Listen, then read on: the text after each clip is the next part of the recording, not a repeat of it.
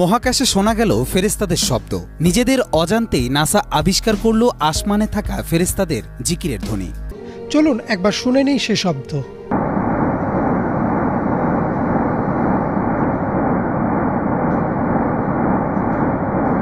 এগুলো সবকিছুই প্রথম আকাশের অন্তর্ভুক্ত। এরপরে আছে দ্বিতীয় আসমান, তারপর তৃতীয়, তারপর চতুর্থ, এরকম করতে পারবো 7 আসমান। এগুলো প্রথম আসমানের অংশ, প্রথম আসমানের সামান্য একটু অংশ মাত্র। এভাবে 7 আসমান এবং প্রত্যেক আসমানের মাঝখানে ডিস্টেন্স হচ্ছে 500 বছরের পথ।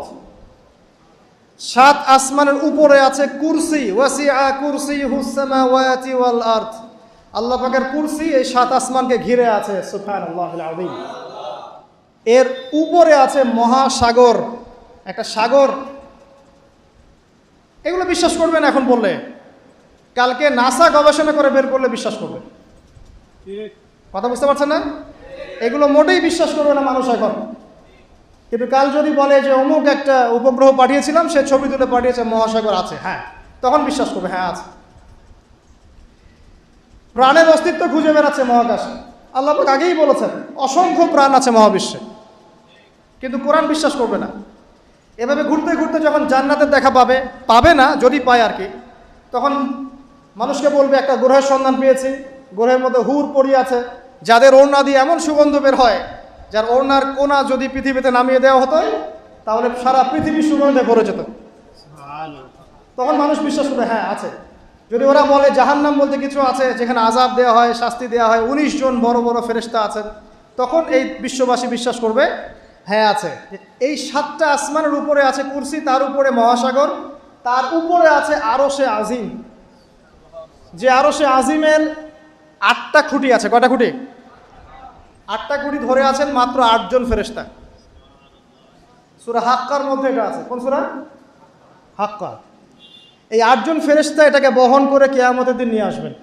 সুবহানাল্লাহ। তাদের শক্তি চিন্তা করেন। আর একজন ফেরেশতার ফুৎকারে এই যে দেখছেন গ্যালাক্সির পর গ্যালাক্সি হাবিজাবি সব ধ্বংস হয়ে যাবে। একজন ফেরেশতার ফুৎকারের মাধ্যমে ধ্বংস হবে।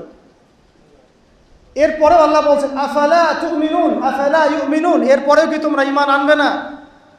আওয়ালাম ইয়ারাল্লাযীনা কাফারু, কাফেররা কি লক্ষ্য করে দেখে না? আন্নাস সামাওয়াতি ওয়াল আরদা কানাতা রাতকান, এই 7টা আকাশ, মহাবিশ্ব এবং পৃথিবী একটা কেন্দ্রের মধ্যে ছিল, বিন্দুর মধ্যে ছিল। ফাফাতাকনাহুমা, আমি এটাকে বিভক্ত করে দিলাম, আমি বিভক্ত করে দিলাম। আল্লাহ বলছেন ফাফাতাকনাহুমা ওয়াজআলনা মিনাল মাই কুল্লা শাইইন হাই, এবং প্রত্যেক জীবন্ত প্রাণকে সৃষ্টি করলাম পানি দিয়ে। আমাদের কোষের মধ্যে সাইটোপ্লাজমে পানির পরিমাণ কত পার্সেন্ট?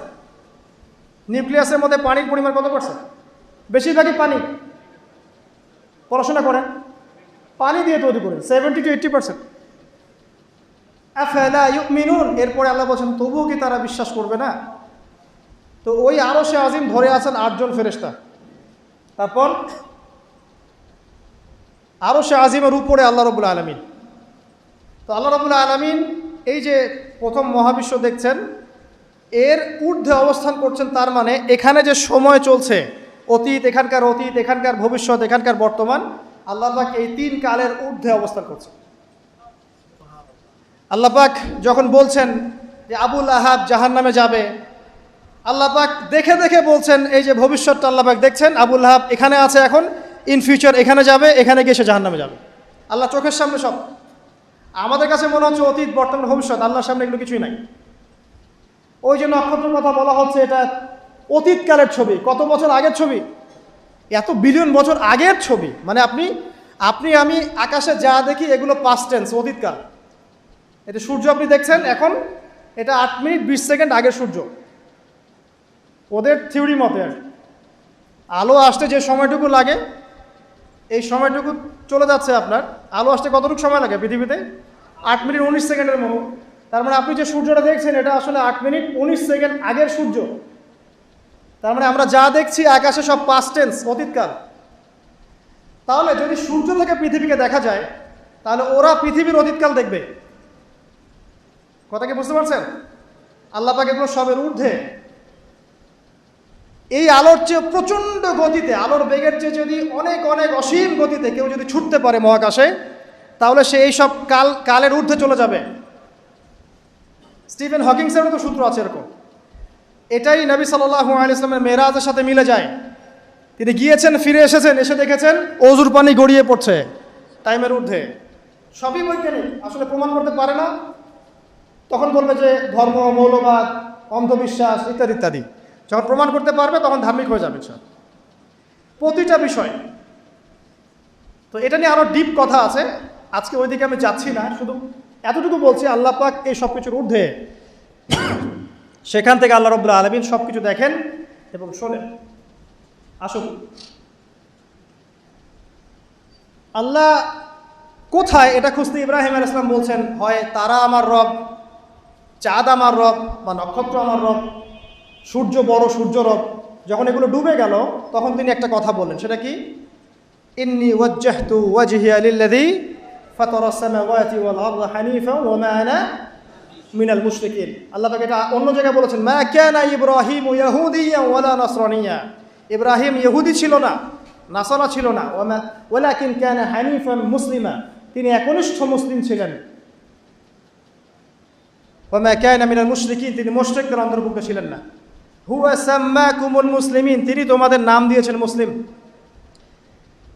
তো একইভাবে নবী সাল্লাল্লাহু আলাইহি ওয়াসাল্লামকে দেখেন, তিনিও কিন্তু সমাজের অরাজকতা দেখে হেরা গুহে চলে গেলেন, সেখানে আল্লাহকে ডাকতে লাগলেন, ধ্যান করতে লাগলেন। এক পর্যায়ে ওহী তার কাছে আসলো, দুজনের দেখেন কত মিল পাওয়া যাচ্ছে। এরপর যেমন ইব্রাহিম আলাইহিস সালামকে সমাজ থেকে তাড়িয়ে দেওয়া হলো, নবী সাল্লাল্লাহু আলাইহি ওয়াসাল্লামকেও সমাজ থেকে কী করা হলো? তাড়িয়ে দেওয়া হলো, মারা হলো, গালি দেওয়া হলো, রক্তাক্ত করা হলো। এক পর্যায়ে তাকে হিজরত করে চলে যেতে হলো। মিল পাচ্ছেন?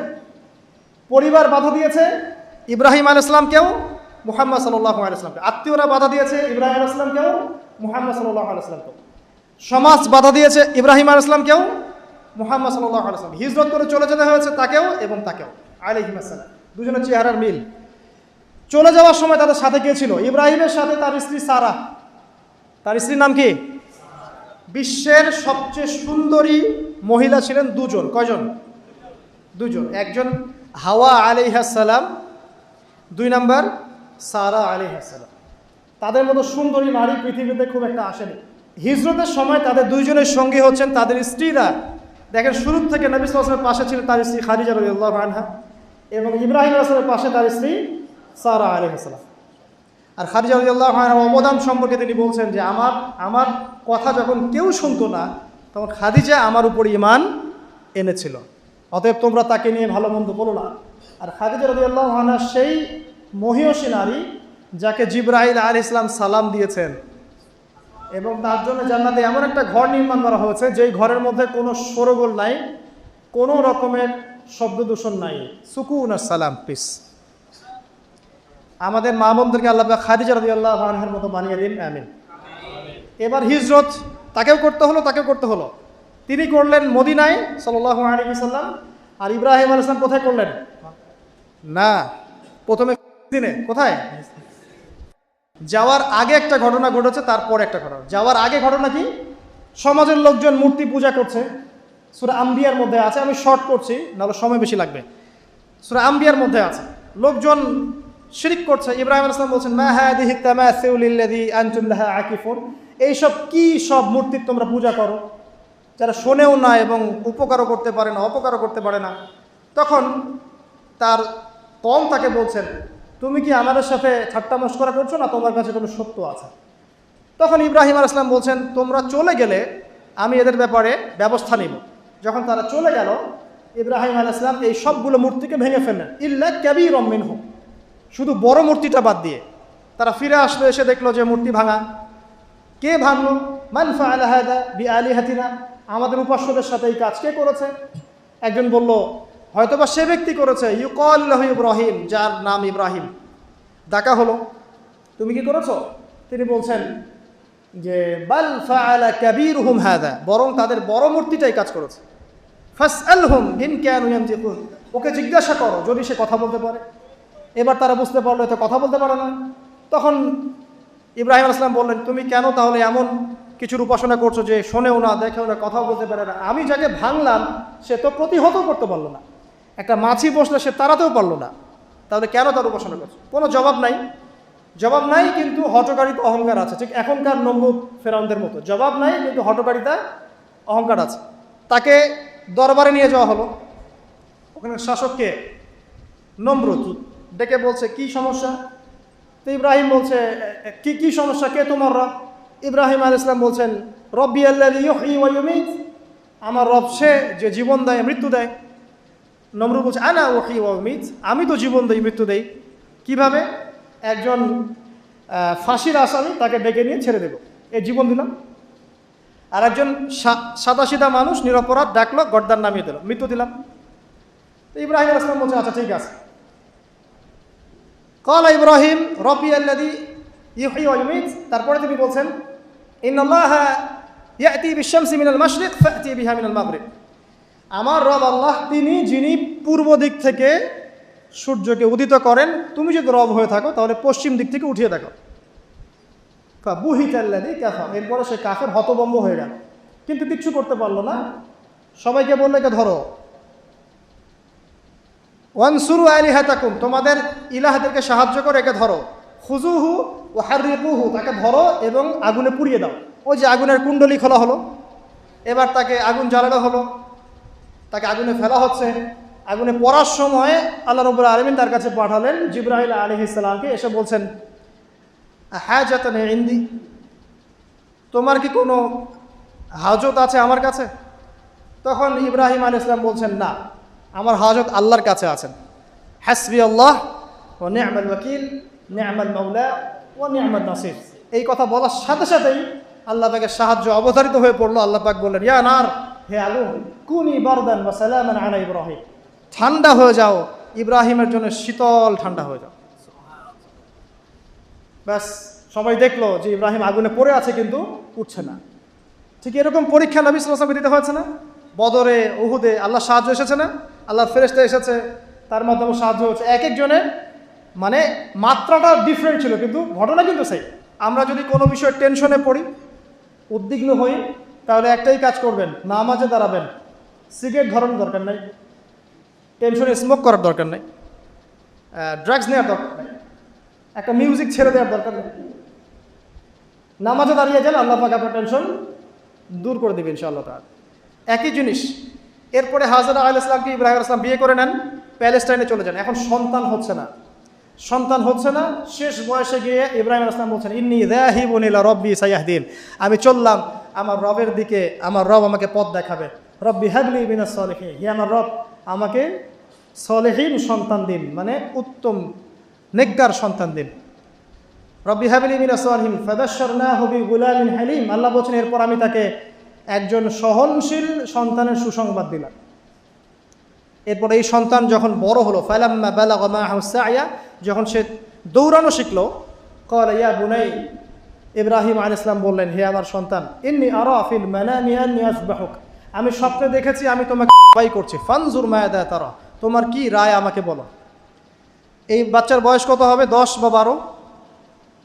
তখন ইসমাঈল আলাইহিস সালাম বলছেন ইয়া আবাতি, হে আমার বাবা, ইফআল মা তুমার, আল্লাহ পাক আপনাকে যা আদেশ করেছেন সেটা আপনি করুন।